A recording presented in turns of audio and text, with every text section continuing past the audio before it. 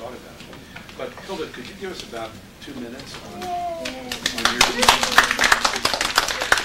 I know I told him, yes, I'd love to give a report, but you need to tell me how many minutes. 2 minutes.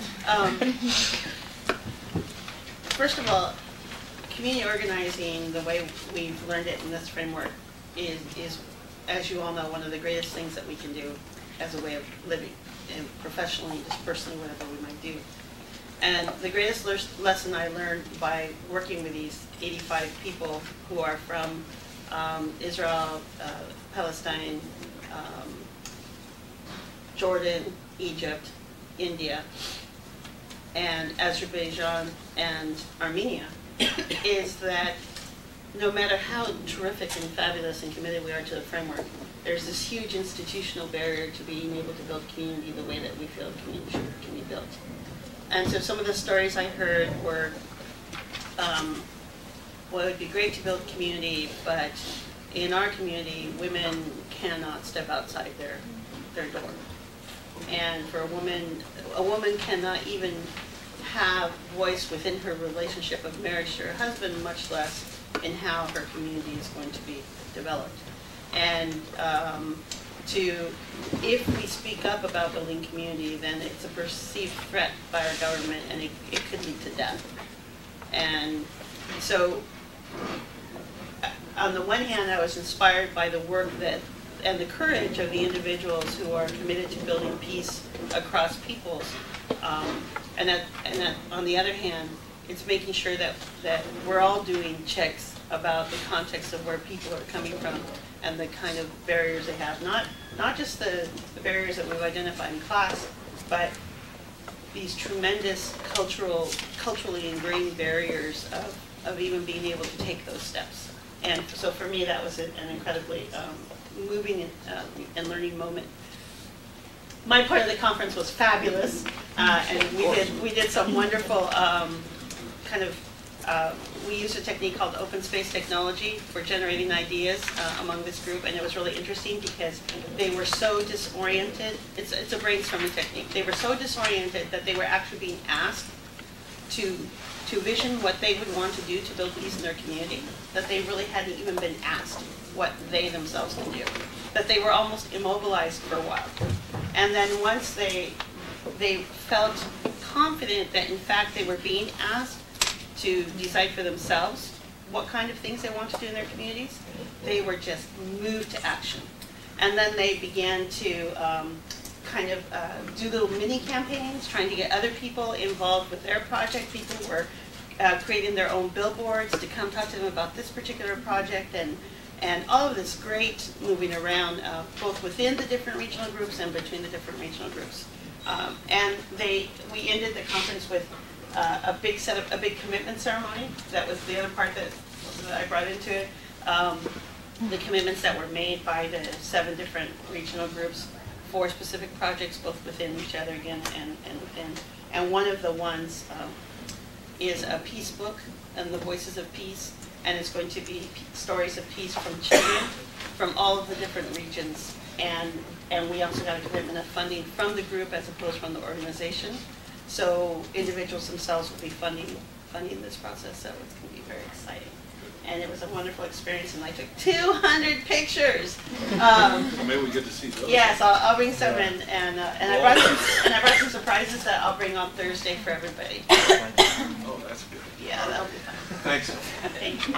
Okay, so where are we? I am going to take a few minutes for this review part.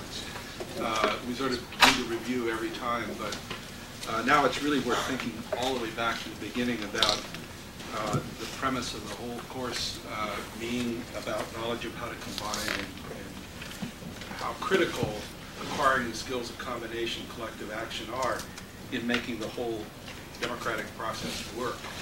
And we talked about the difference between, way back at the beginning, about thinking of things as markets in which customers participate, thinking about services to clients, and thinking about what it is to be a citizen or part of a constituency and participate in that way. And I think probably those words are a whole lot clearer now than they were at the beginning of the class, and what difference there is between those different forms of participation and engagement. But we also argued that mastering these skills of combination is important for dealing with some very real challenges that have to do with inequality, growing forms of inequality, that have to do with community and what that means in a society as complex and diverse as ours, and not to mention the world, and the question of holding power accountable. In other words, power exercised in our names or exercised upon us, and the role that this has in that. And that set of questions is what we want to come back to, I think, today a little bit, so that we can kind of put this in a bigger framework and see what it all means. But we then looked at organizing as being about developing leadership and building community around leadership, building power from community, all words that hopefully have filled in and fleshed out the relationship among them. And we worked then on the ways in which community is actually built through the one-on-ones and forming relationships, and then going beyond that to find common interests, the motivational interpretive work, the strategic interpretive work, and then turning it into action that actually results in real outcomes. And you recall we distinguished organizing in particular with respect to the outcomes. In other words, that it isn't simply about having nice relationships, telling good stories, and thinking up wonderful ideas, but it's actually translating them into action. That's where the rubber hits the road, and that's where the world begins to change. And that's kind of what the real bottom line for it is. We also brought to it a pedagogical approach that was focused on trying to create conditions to facilitate your learning from your experience, reflective practice. In other words, casting a critical eye on your own experiences so that you can draw insights from them. I sort of view the class as success to the extent that it accomplishes, not that it turns out 100 trained organizers or whatever, but that the extent to which learning how to learn from your experience is what you take away from this, it seems to be one of the most valuable things, because that then is something that continues to generate understanding, new knowledge, and so forth as you go forward. So that particular pedagogical approach was, of course, the core of this, and that's why we paid so much attention in the papers and the whole thing to asking you to look at your interactions with others, because that's where the action is for each of us individually, is the ways in which we interact with others or not to bring about action, to bring about change, to do things. And that's why that's been kind of at the core or at the center of the whole thing. Now, what I'd like to do is then take some time to talk about how that kind of practice that you engaged in this semester with other people and the outcomes you produced, what insight that can give us about how to address the big challenges responsible for a lot of the problems that we were trying to deal with this semester through projects. The big picture, the big questions, the macro stuff. We've purposely kind of not focused on that because we're trying to focus on a mechanism, on a set of tools with which to grapple with that. But it still requires moving from, my street to all the forces that are responsible for my street being in the shape that it's in. And how do I get from here to there is kind of the question I'd like to pose. And I'd like to, maybe just to get started, just to reflect a little bit on what outcomes have been achieved. Sort of what outcomes have actually resulted from your work this semester, or will result shortly, from your work this semester in your projects. I wonder if I could just ask people to kind of speak out some of what they see as outcomes that their project has accomplished or achieved. Mike, why don't you start? We had so far my project's not finished yet. Yeah. But at this point I've got about 5 people who are on the leadership team, the committee of the hotel. I have 3 departments, and it totals to about 30 workers who are actually organized into groups. I have about 43. So yeah, I mean, so it's a leadership team of 5 plus 43 other workers organized that weren't organized before. Right. And I mean, that's something that happened.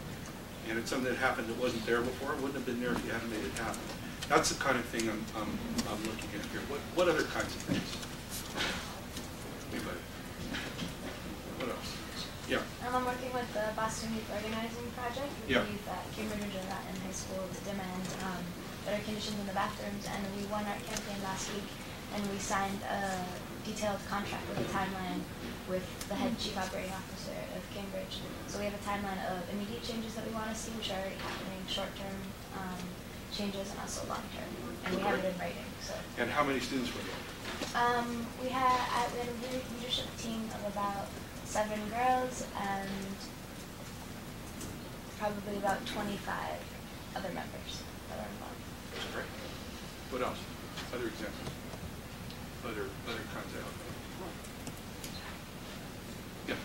So my project, I was able to, I mean, so far I've been able to get so 5 pairs of medical students and undergrads to actually be meeting and working together and helping the undergrads work on their medical school application. And I was able to get 2 other people to work with myself and form this leadership team for a total of about 15 participants. That's great. That's good. Somebody keeping track of Yeah. the okay, good. Yeah, thank you. Okay, what else? What else? Come on, a lot more stuff happening. My original team that went to Thailand to build in the tsunami area has taken forefront in a new initiative between the National Association of Realtors and Habitat for Humanity to rebuild the Gulf.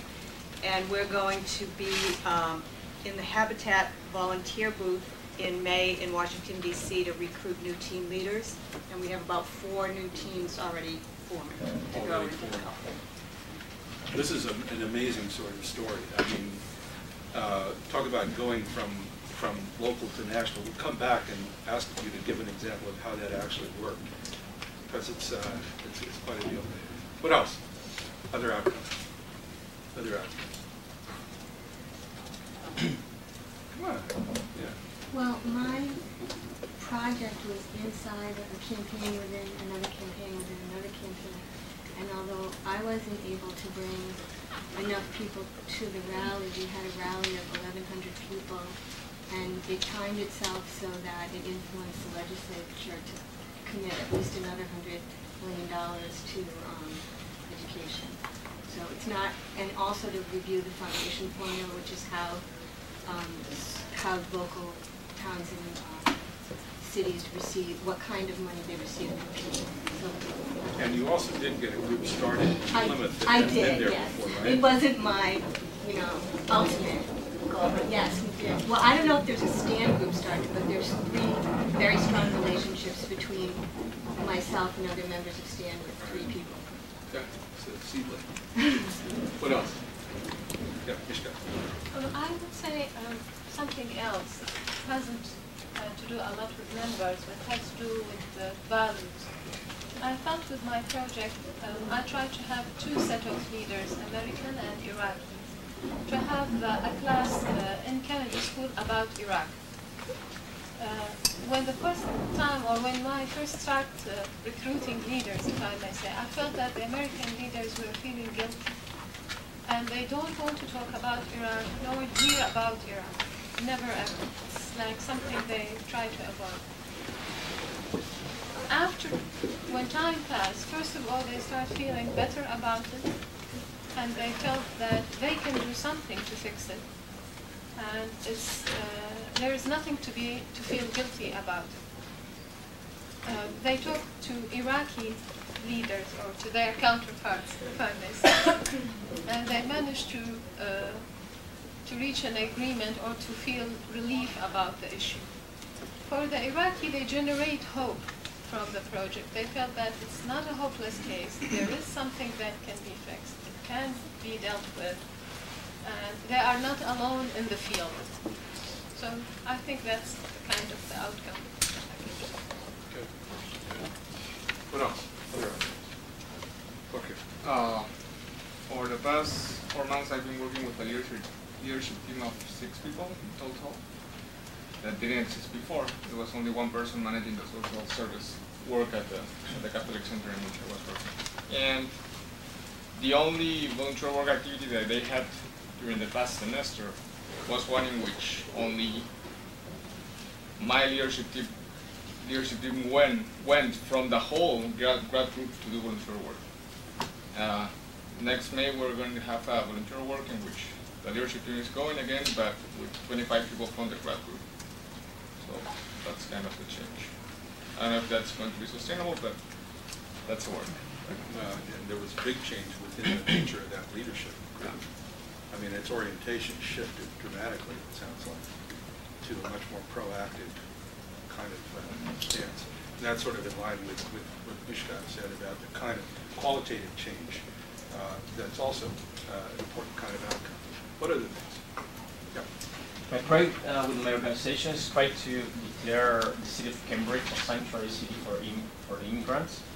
Yesterday we had one of our peaks. We had a march in front of the Cambridge City Hall. We gathered 200 people. And so far we're still gathering signatures. We have like 600 signatures and we should finish next week. Good, good. That's great. What else? I think mine, the biggest outcome is that now when the University Committee on Human Rights wants to do something with undergraduates, they know that the group that I was working with is sort of the undergraduate hub of human rights activity. So they sort of establish themselves as like the human rights people at the college, and are seen by professors and the administration as that where students with that interest would go and where the energy should be directed. So we'll still have a lot of like membership issues and funding issues and supervision issues, but at least we're established and recognized, I think, by the powers that be. So it's like winning recognition. Yeah. And establishing kind of legitimacy for the group. And the students see themselves that way too, which is great. Okay. What else? What else? Come on. Be shy. Can we call our students? Can you call out our students? Yeah, go right ahead.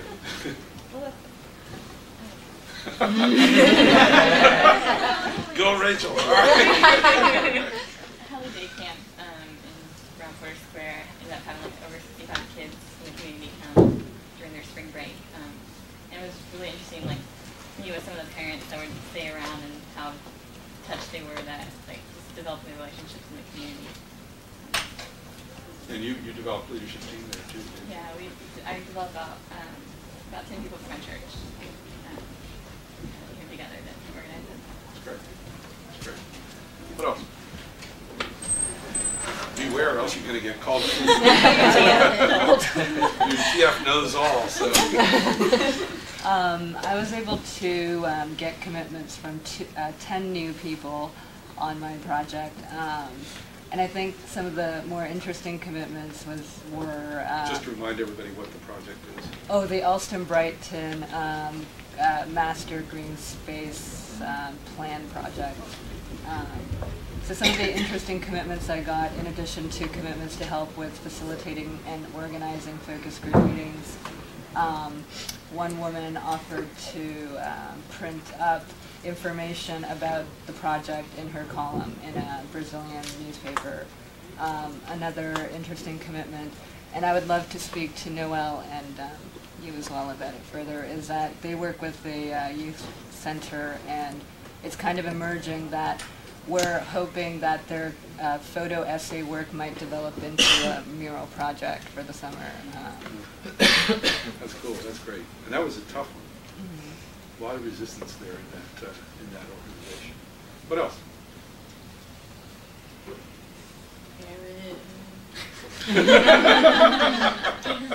So I was working with the This is a great system. I was working with the youth in Dorchester, and so basically we formed a youth group at our church, or mainly in our neighborhood. And we've had 10 youth meetings every Tuesday night, and we've had 5 movie nights, showing movies for youth in the neighborhood. And we've developed one leader specifically to join the adult leadership team. And we've got a mural project coming up where they're going to do a mural on the side of the church. We have 7 people that have specific roles and responsibilities. and then they're going to be organizing a basketball tournament for the city this summer. So that's kind of after post-project. Post-project. Good. What else? No.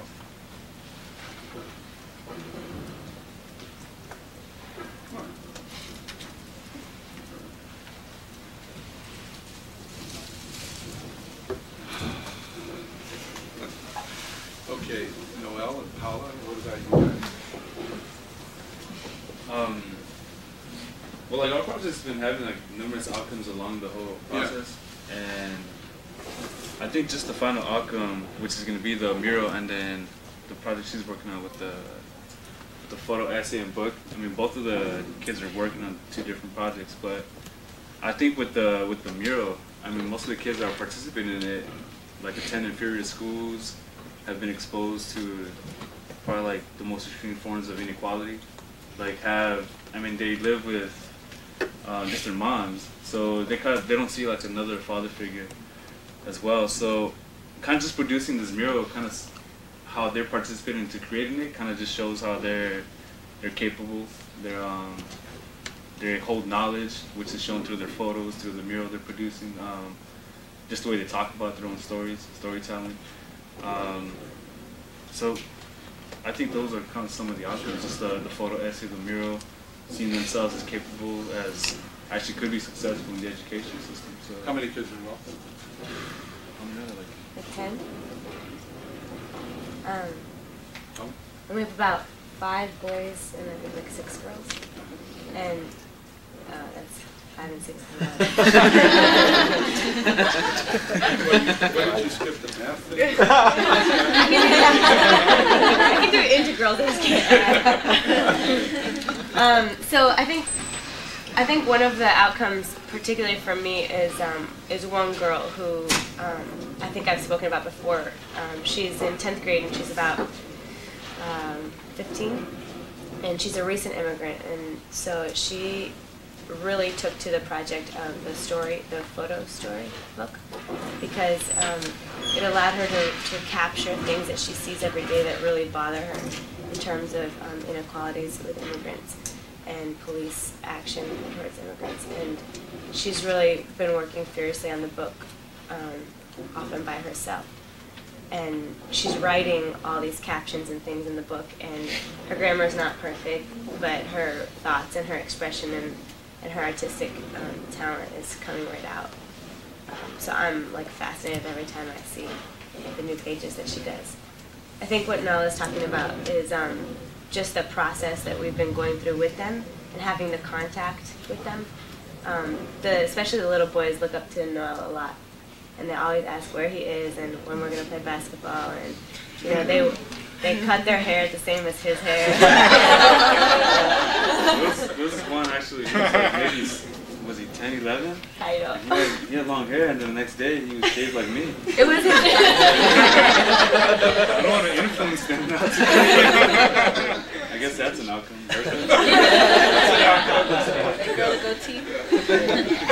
It was his birthday, and he turned 12, and I took a picture of him the day before because I wanted to see what he looked like when he was 11, and then I showed up 2 days later when he was 12, and I called and I was like, he got his haircut just like you. And it was a big deal in their family. He's Janie's brother.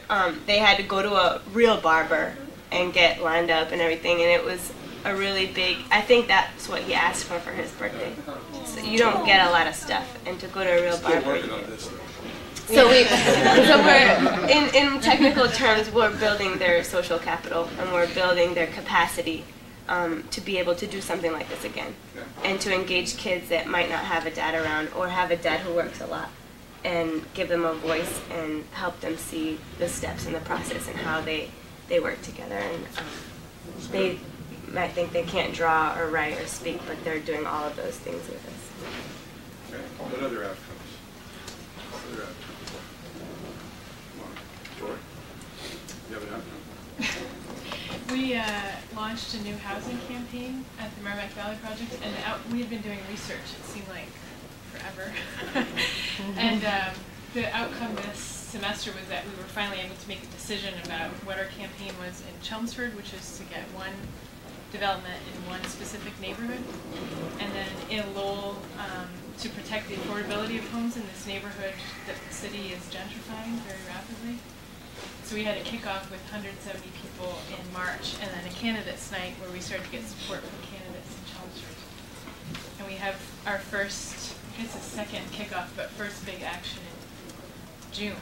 But I think one of the biggest outcomes for me this semester was seeing Sharon's one of the co-chairs of the housing team, and her colleague Harold developing, and now they're doing power analysis and collecting stories and doing all the things that we've been doing for class. And subverting the church out there. That's right. What else? Kathy? Well, I've been working with La Piñata, it's a Latin American family network, and I have been organizing the elders in that community, particularly parents. And outcomes I see as pretty much we have a very strong and committed leadership committee of 5 elders, and they're all pretty much working families of Jamaica Plain, with another strong 20 members, so pretty much 25 altogether. Very, very strong interdependency among the team, and very strong foundational piece. Collectively, they've been fundraising through very innovative and collective efforts, and where they pretty much themselves are really leading and creating a lot of these efforts. And yesterday, it was very powerful for me, a very powerful sensation to not only see a lot of the elders there at the march, but also with their children and their grandchildren. And so to march with them was a huge, huge privilege in my eyes. So I just thought that was really powerful. And a lot of them couldn't miss work, but they were still there at 5 o'clock right afterwards. So I thought that was awesome.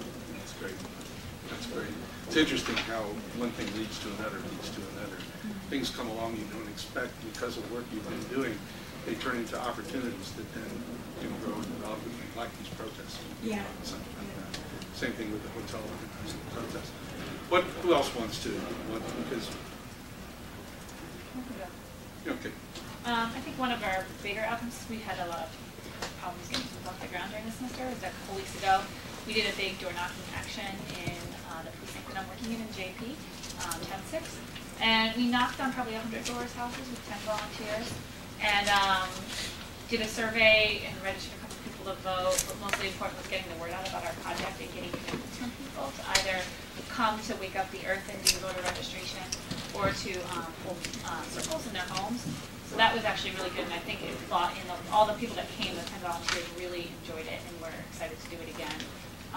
And the kind of like unexpected outcome is that 2 of the different people, we talked to 2 different people who were both in charge of crime watches, neighborhood crime watches, on their street, and they want us to come back and do circles with their crime watch. And so we decided that that's something we're going to really look into and try to tap into a lot of the crime watches that are going on in the neighborhood, because they're already organized on a block basis.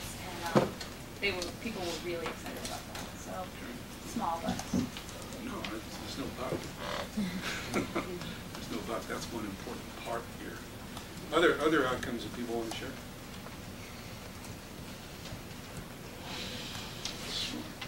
Good. It's taken me a long time, but my organization is going to do an organizing track with their teen program, because 2 of the largest temples in the area, where their staff that I've been meeting with, want this, and they're saying this is the only way that they're going to get engaged, is if it's an organizing track. One of them is going to have kind of a kickoff.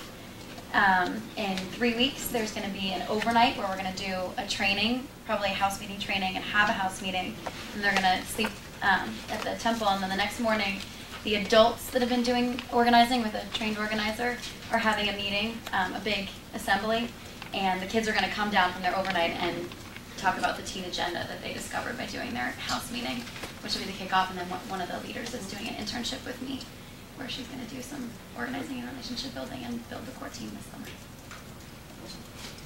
The side project to my project, there was the Lete mudslide in the Philippines, so the leaders that I've been working with, we did a fundraiser and we raised The village took about 1,000 people's lives, and we raised about 700, which was matched by another 700 to raise $1,400 to help out the village.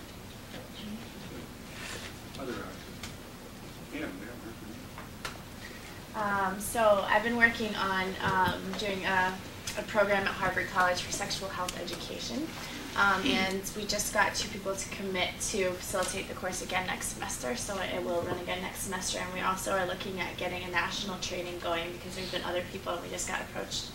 We're working with Cornell right now, and we also got approached by Michigan, Michigan, Ann Arbor, to run a program too. So hopefully by the end of the summer we'll have some sort of national training to get going, so we won't need to have people go in and start it and do like really intensive. That's great. Aren't you going off to Columbia? Are you going off to Columbia? No. Yeah. So that's another place. Yeah. Yeah, We'll see. right. We'll see. Yeah. What else? Katie?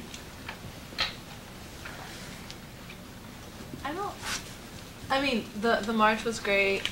We registered voters. We got people there. I'm not sure how much of an outcome from my original thing was developing a leadership team, and that didn't happen at all. And so I'm not sure what outcome I had. I mean, I know that if nothing else, the people that were working on it were successful in talking about immigration issues. I mean, it was hard because all of a sudden the issue blew up, and then it was like now everyone's talking about it now. I mean, and our project was kind of like bring awareness to it. And I think once it blew up, people just were like, okay, well, it's in the media now, we don't have to do it. So. But I had the impression that you were sort of capturing some of that energy and focusing it on from the role that you were playing. Is that inaccurate? Or? No, yeah, I mean, it was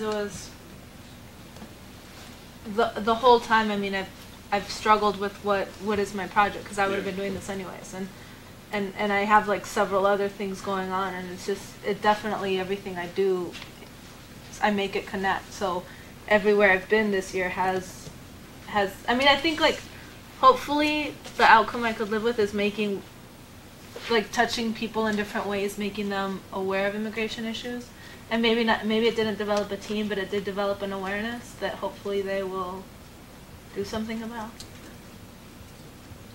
Other outcomes anybody wants to? Yeah, Karen. Okay.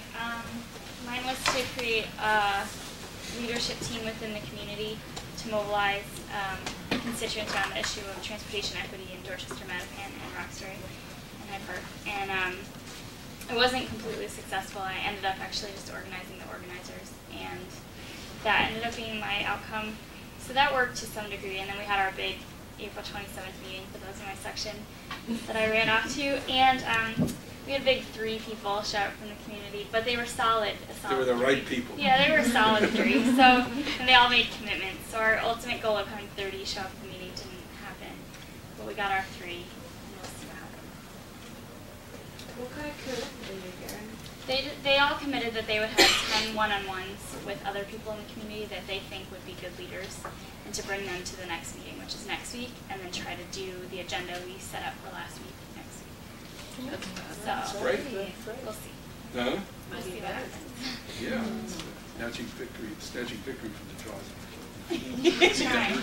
Turning lemons into lemonade, whatever. That's what a lot of this work is all about, in case you haven't noticed. I mean, you know, the chances that it fires exactly right the first time out, what are the odds of that? It's not how it works.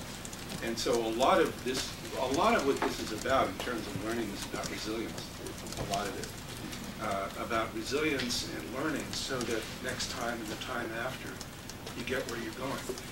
The reason I've been asking you to share outcomes, though, is it's about producing outcomes. And I mean, and the purpose of the learning is to learn to be able to produce those kinds of outcomes, right? So, you know, in the class, I mean, one outcome is people's learning, right? And of course, that's what people are evaluated on as students in the class and so forth in terms of your own learning. But then there's this other set of outcomes we've just been talking about, which is, so what did we actually change out there, and how does that match with what we set out to do? Because that is the ultimate deal. And you know, it's easy sometimes to sort of rationalize and kind of say, well, we didn't do that, but we actually did this, and you know what I mean. And it's important to be able to be clear about the difference and handle it, you know? Okay, so I got 3 people instead of 30, Aaron. Okay? But I got 3, and that's not just to make me feel good. I learn a hell of a lot from that. And then the question is, what do I do with those 3? Do I work with those 3 so that those 3 can become the 30? And for me, that's a sign of real learning, is turning that around and making it go there. You see what I mean? Because unless there's that moving forward, well, then then the world doesn't change. It's just about us and what we learn and so forth. So it's got and there's a tension there, an important tension. But from what you've heard, I mean, this is a wide diversity of different kinds of outcomes, right? I don't even know how we would sum them up. But I heard about a variety of leadership teams. I heard from a number of places of all different kinds. I heard about a variety of people involved, a variety of changes accomplished, like, say, the school, the Cambridge Latin School and so forth, all the way up to State House or your housing deal, and then Lisa didn't mention, but the whole healthcare thing. So, I mean, there's been a whole range of things, all the way to Charlene's, national program there with Habitat for Humanity and the National Association of Realtors, sort of all across the levels there. So I was just reflecting on kind of what you've heard in your own experience. There's a couple of questions. One is, what do you see from these outcomes that we just heard about? That what does it tell you about the practice of organizing? But particularly, what does it tell you about the practice of organizing when it comes to getting to scale? Okay. In other words, the assumption here is that large change is produced by an accumulation of small changes, but they're not the same thing. They're different. And it's important to be clear about the difference. And it's important not to back away from the challenge of making large change. And the stuff we assigned this week on the readings were all sort of about issues with our democratic institutions, the problem of hollowing it out and so forth. I just had lunch today with the guy who runs Oxfam in the U.S. And, Oxfam has this great reputation, and they have all this expertise. And so you know what they don't have? They don't have a base. They don't have an organized base. They don't have a constituency in this country that's capable of moving and changing policy at the national level. And probably the single most important thing we could do to alleviate world hunger would be to change U.S. policy. I mean, those of us that are in the U.S. would be to take some real responsibility for it and deal with it seriously. So they've got it up here, but they don't have it down here. Then on the other hand, all of us know about church groups, for example, that are very concerned about world hunger. And I'm using this as an example. Very concerned about world hunger. They don't quite know what to do.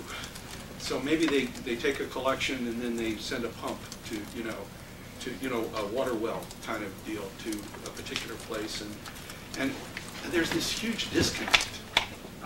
That's kind of what the theme of the readings was in a way. That why is there this disconnect? There's this local stuff, and then there's this national or international need. What's happening there? How do we bridge that? How do we connect the two? Because you can bet that church group would love to really be making a huge difference over there when it comes to world hunger, but they tend to satisfy because, well, that's all we can do. Does this make sense what I'm posing? I think it's a real challenge that we face right now, right here, in how to put those pieces together. So based on what you've heard, your experience with these project outcomes, what are your thoughts on that? How do you get from 1 to many? How do you get from 2 and 2 and 50 to 1 million? There's an old Pete Seeger song about, was that in the readings? I think I put it in the readings. Yeah. About one man's hand doesn't tear a prison down, 2 men's hand don't tear a prison down, but if 2 and 2 and 50 make 1 million, we'll see the world come around. We'll see that world come around. It's the bridge from the 2 and 2 and 50 to 1 million that I'm posing as a serious challenge that those of us that have the kind of values that draw us to this work need to engage with. So what are your thoughts on that? What about the example of the immigration rallies across the nation? Go ahead. Because, some others might have more information about it, but I got the skinny from my activist aunts in LA. So, but how did it go from you know, people who are doing tough jobs to a million people walking out, you know, people not buying things. People, how did that happen? Anybody know?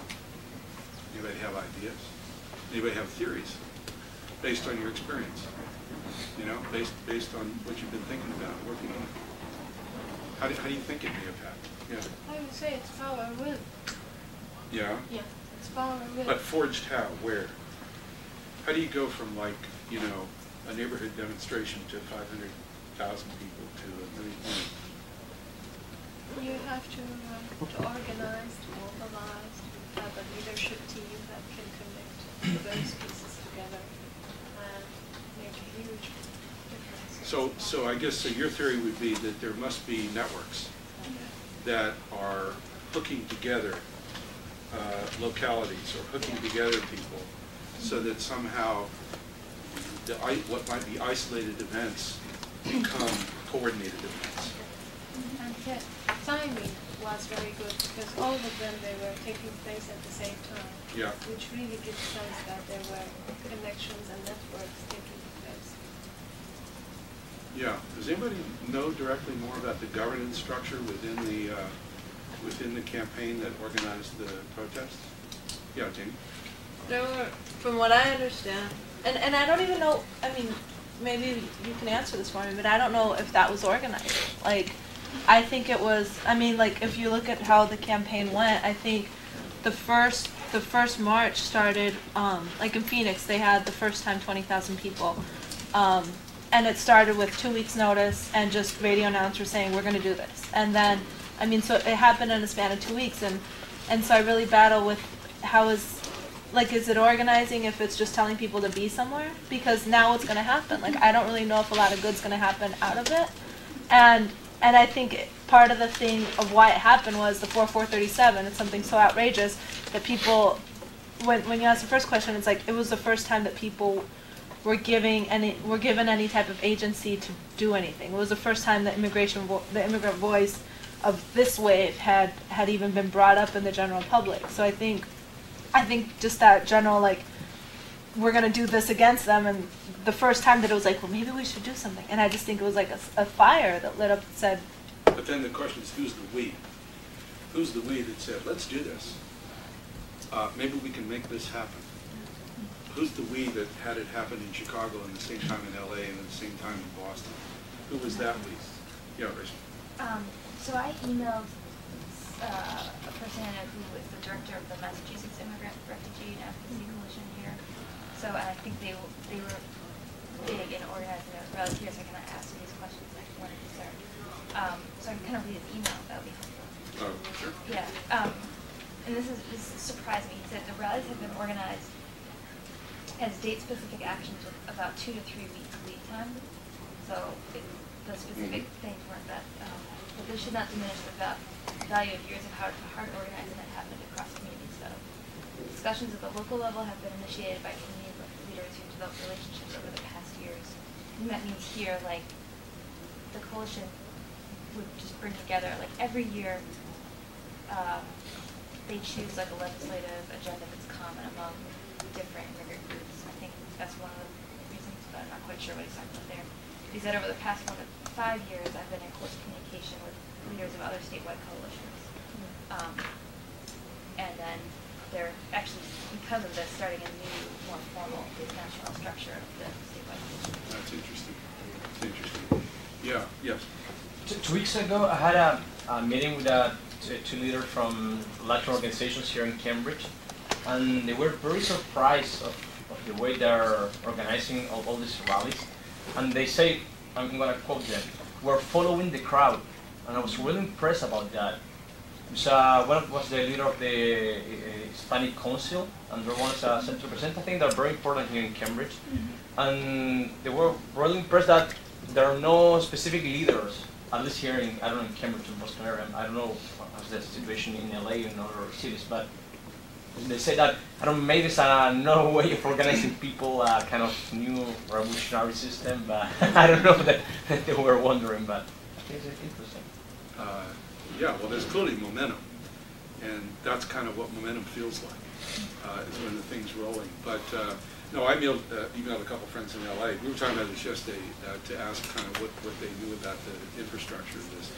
And I was told that there was a key committee in Chicago, a key committee in LA, that there was this whole thing in Chicago that sort of stimulated this second round of organizing for this thing.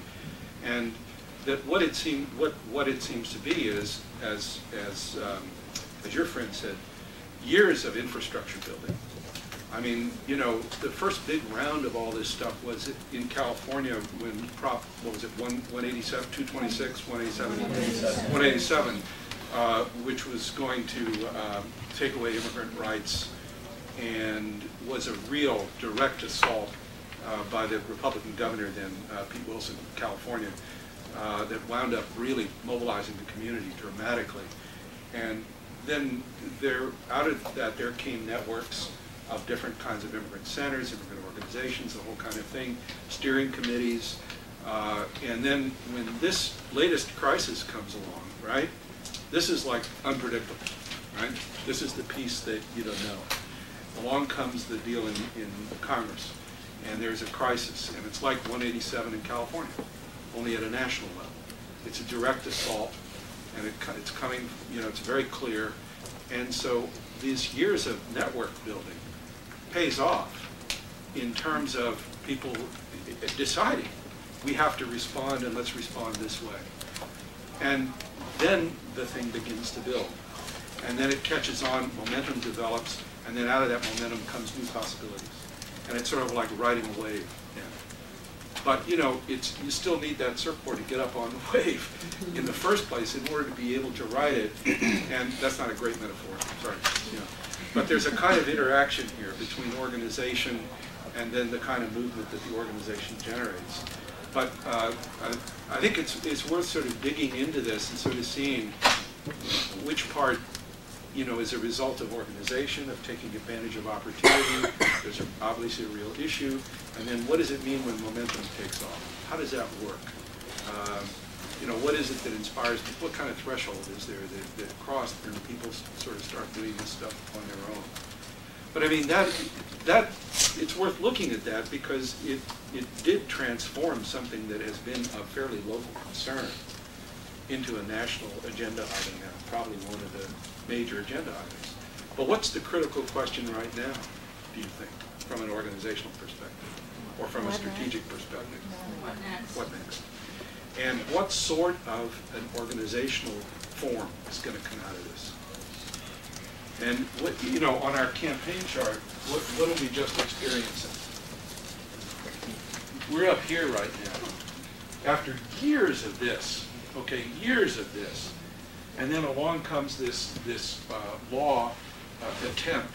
It sort of catalyzes this into action. It starts going. We're over here right now. Now this is really crucial. What kind of advice would you give? What kind of advice would you give to folks considering this challenge right now?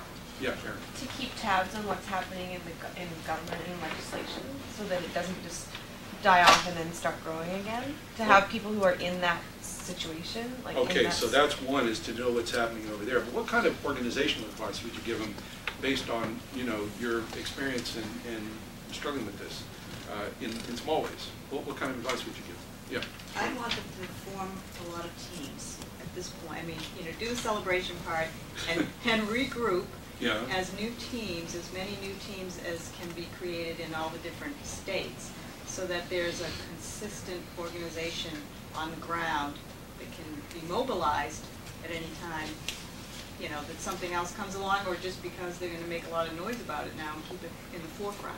So turn it into a form of organization that facilitates coordination, communication, so forth. Mark? That's what I was going to say, actually. Yeah, to somehow have a central leadership team that's coordinating things, but also empower the states groups that are already forming. So, but if there was an office in Washington or something, more direct lobbying, leveraging all that political power, I think that'd be awesome. Yeah, hey Joe. I think I would try and really work on the interpretation of what just happened and interpret the successes and really point those out. I don't remember who it was that told me, but that first march before yesterday's was planned to be a celebration, actually, because there was something that they wanted to get passed, and it didn't happen. And so this, this planned celebration ended up being actually a demonstration. Yeah. And for me personally as well, I want to, I want the organizers to tell me, okay, to rejuvenate me, because right now, well, what is next, No, it's really important. That's so the story you tell about the interpretive work, coupling with the organization. Amy, can you try? I was just building on what she said. The thing I've been thinking about is taking this momentum and analyzing, the resolution and start defining a proactive agenda so that we're not just reacting. Because I think that that's like the only way we're going to be able to get things done is to build on this momentum and this power that we have to this is our show of force and this is what we think needs to happen. Yeah, it's crucial.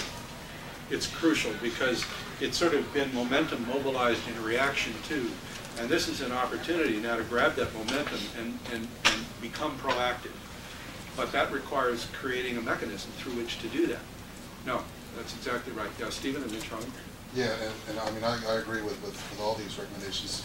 Also, too, I mean, coming from Arizona, which was the headquarters of the Minutemen, also to organizing the strategy, the opposition as well. And out of this great success that happened yesterday, there's also, I mean, I just read this article, how the Minutemen and other oppositional groups like that have also grown as well. And also to be cognizant of that and to factor that into your strategy. So this is a challenge that isn't only national, right? It is national, but it's also local, right? It's also regional, isn't it? So what does that suggest you want to do? Yeah. Well, I think that this movement has to find an end result. As the suffragettes that were able to, at the end of that process, when women got the ability to vote, that was the end of that process. Yeah. So in this process, there's no clear when it's going to end. It's going to be a resolution. What is going to happen to be able to say, well, this we achieve it. Yeah, that's interesting. And I don't see that what is to happen so we can say we achieve it. It's an interesting question. It's a very interesting question, Charlie. Well, I was going to say something that's a little bit of a departure from what you were just saying, but what I've learned is that there's always another level to go seeking. And I've already found out that there is an UN-Habitat initiative out there. And so what I see is taking it from the national level to the international level, and just, for me, there's no end. I mean, in this case, I think I understand the point that you're making, that there has to be a success of some sort that translates into somebody's rights. This is a little bit different, but I see no end when it comes to humanitarian aid, I guess, or humanitarian work. Could you just say a minute on what happened with your deal for everybody? A minute? Yeah, in a minute. Well, we went from being an unrecognized group of 12 people who went to Thailand to build in the tsunami area to moving ourselves into a position of becoming the one and only realtor team, broker team, whoever went to do this kind of work with Habitat. We've been talking to a lot of people, and my idea was to grow the team from the 12 people to build it exponentially so that we would end up with 12,000 people on the ground, wherever that would be. And in the interim, by talking to the National Association of Realtor Leadership, the things that occurred were they got a light bulb flash that said, we could do this in the Gulf. So now we've become the volunteer leadership team, or we are moving in that direction, to work alongside the National Association of Realtors to not only get the money to go in and rebuild the Gulf, which will come from their constituency, which is the membership, to actually putting people physically on the ground to rebuild the whole Gulf area. And it was a short time, but it was also it took a long time in the beginning. I mean, the foundation started last year when I started building the original team, so a year ago, January. So the foundation building took about 1.5 years. Then when we finally got through to the right doors, which wasn't an easy thing to do, because they didn't want to hear from us. They didn't want us to take the spotlight. But now they see that we can be pretty helpful, and they want us to do it. So what allowed you to leverage that from 12 into that position? Powering with the NAR, Yeah. I guess is how I put it. You also seem to occupy the space between Habitat and NAR. Yes. And so you're able to leverage one with the other, and you guys wound up being the brokers, and that wound up putting you in charge of it. No, I mean, this is really a great example of, here's something that starts locally. They figure out how to do it, right? They got a core committed group of people who want to do this. They know there's something real there. And then they start looking for opportunities to expand it, to figure out how do we get to scale? How do we make it bigger? And then to find themselves and they've got a plan, but then find themselves in a situation where a better plan comes along as a result of the fact that they've located themselves between these two large institutions, Habitat for Humanity, NAR. They're able to leverage that into becoming the leaders in the program. And now with the organizational resources to actually build what they want to build. I think it's a terrific example of how intentionality and opportunity interact. You know, it's not like you had it all planned out, but you had a forward vision of wanting to build this thing and make it have real impact. And then opportunities came along, and you're in a position to take advantage of those opportunities.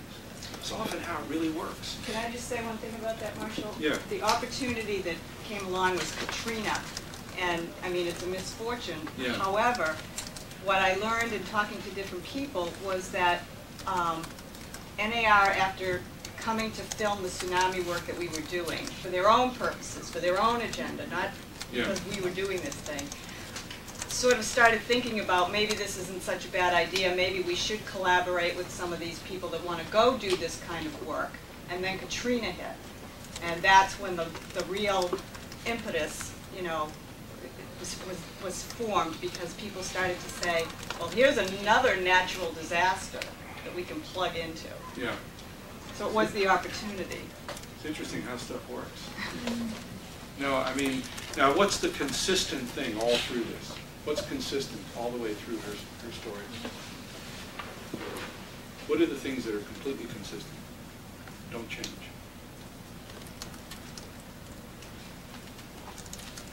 What? Huh? Yeah. The what? The actors. Well, the actors, but also, it seems to me, yeah. The goals. The goals. The goals. I mean, there's a clear, like a vision there of what we want to make happen. And then an idea of how to get there. Enough of an idea that you can start working on it. But then along comes opportunity, and you're flexible enough to realize, whoops, there's some new ways.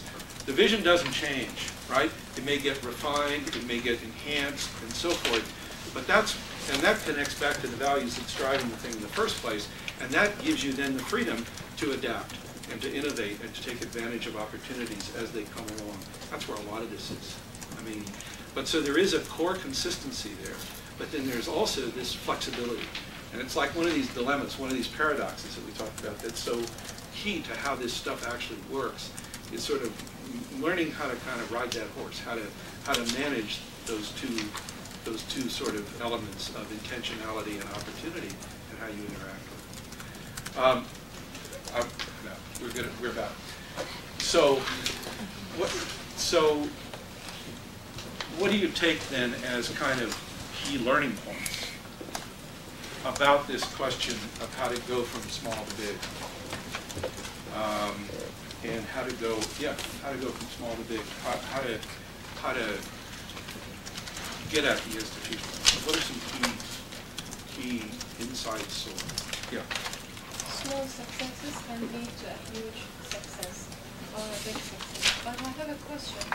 How about small failures? Will that lead to a big failure? Now, according to our readings, what do small failures lead to? Big. Because they're what? They're strategic failures, right? That's like, No, but I mean, Aaron's a great example. I mean, of taking the 3 instead of 30. I'm not saying it's a failure, but I mean taking 3 instead of 30 and then figuring out how to use that 3 to get to 30. I mean, that's kind of a lot of what that is. What else? What else do you think about getting from small to large? Yeah.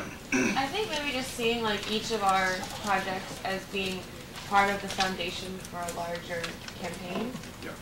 And seeing every little thing you do as a small peak, even if you see it in its micro context as a large peak, Yeah. you can always see it in a macro scale being a smaller part.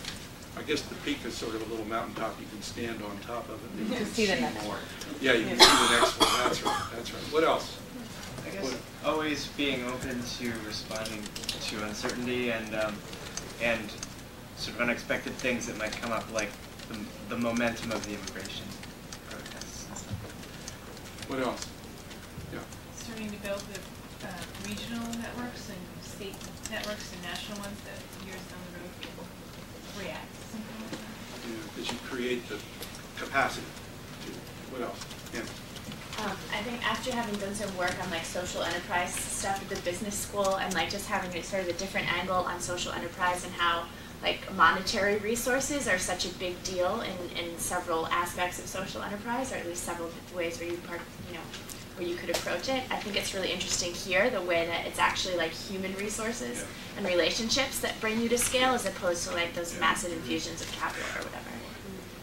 If you take one thing from this class, no, amen to that. What else? No.